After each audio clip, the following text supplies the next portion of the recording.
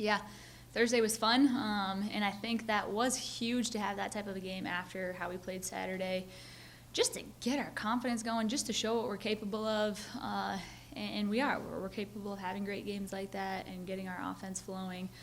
Big key was breaking that press, and then we got really good looks, getting the ball inside a little bit. So, yeah, I was really happy with, obviously, how we played Thursday, breaking records. Makes coaching really easy when you make a ton of shots. But at the same time, it came from making really good decisions, too, that we got those good looks. So I think that was great. And then to shoot it 50% again on Saturday and take care of the ball pretty well against some more pressure in the full and in the half court. Bella had a huge game for us Saturday, played really well, hit big shots. And I thought both games, honestly, a key factor was really Alex against the press. She makes such good decisions that having her out there, it's what gets us really good looks. On top of her being an incredible leader, her work ethic, tips defensively, she does so many things. But statistically, she probably wouldn't stand out to you. But I thought she was a big difference maker in both of those games. Was there any concern going into Saturday's game of any kind of a possible letdown after, setting records on Thursday and, having such a kind of a relieving game after the game against Northern? I don't think that was our mindset as far as being worried about having a letdown. I think it was more so statistically, we've had some really poor games. So statistically, we're bound to have some really good games. And that's kind of our mindset moving forward. Like, we've had some of those games where we can't buy a bucket, and we shoot it well, and we put in the time. So they're going to fall. And now's the time.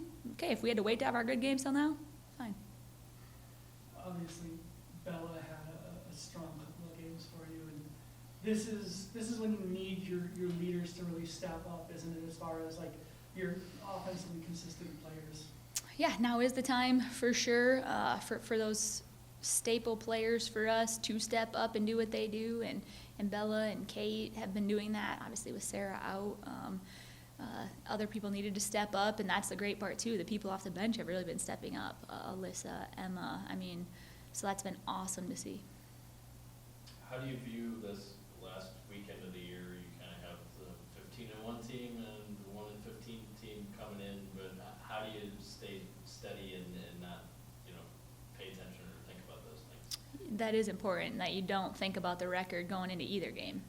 Because Davenport, this is all they have. This is all they have left, and they're going to give you everything they have. And Grand Valley, obviously, phenomenal team, number 2 in the nation right now. But our mindset really does have to be controlling what we can. And at this point, it's not looking at the records. It's not looking at the standings, even where we're at and where we want to be.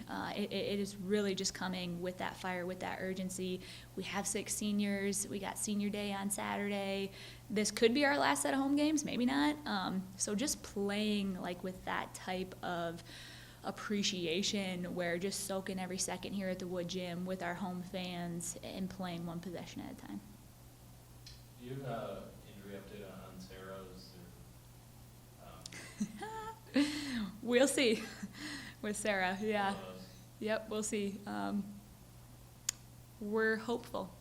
And off of that, how do you think some of those bench players, like you mentioned, have stepped up in her absence? Yeah, with Sarah being out, I feel like both Emma and Maya have been phenomenal for us. And whether they're scoring or not, defending in the post pretty dang well.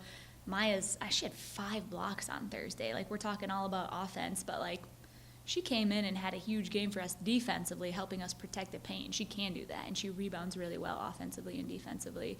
And she's been stealing hard, which has been getting us open threes, too, some of those makes. That's just her posting up. Emma shooting the crap out of it. She can help us space the floor, but she's another one. She's getting some lob layups because she's stealing hard, too, and has that size. So those two have been great. And I think, honestly, blessing in disguise with Sarah going out, because Maya was able to get some minutes and show what she's capable of, and that's only going to help us moving forward with depth.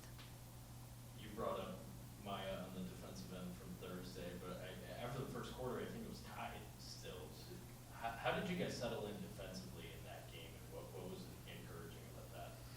We did did a lot of things well defensively, but they have some dang good players too. I thought overall it's always a key of ours to keep the ball out of the paint, and their guards attack really hard, and we were able to either get them going baseline, and that's where Maya was stepping over to affect shots, which was great, and then limiting their paint touches. Their posts still had really good games against us, and I think we defended them pretty well. They made some tough shots. Both Thompson and Tripp are really good players.